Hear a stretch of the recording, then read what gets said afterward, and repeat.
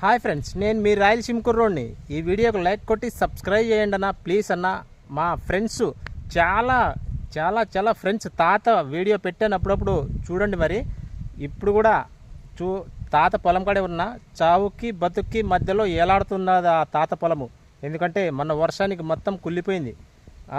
నీళ్లు బయటికి వెళ్ళక చూపిస్తాను. చూశాకనే లైక్ కొట్టండి. ప్రతి ఒక్కరి ఇంట్లో రైతు ఉంటారు కదా, కొంచెం జాలి చూపించండి. చూసారా ఫ్రెండ్స్, ఇదంతా వాటర్ బయటికి వెళ్ళాక, ఇదిగో ఇలా వెళ్ళాలి బయటకు వాటర్, అది ఫుల్ అయిపోయింది. బయటికి వెళ్ళాక స్టాక్ ఇందులోనే ఉండిపోయింది.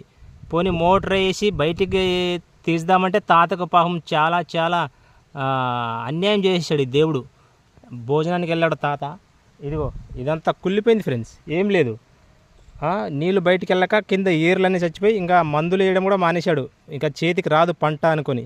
కౌలు రైతు రేపు ఇప్పుడు సొంత పొలం కూడా ఇంటికి వస్తాడు డబ్బుల కోసం, చావాల్సింది.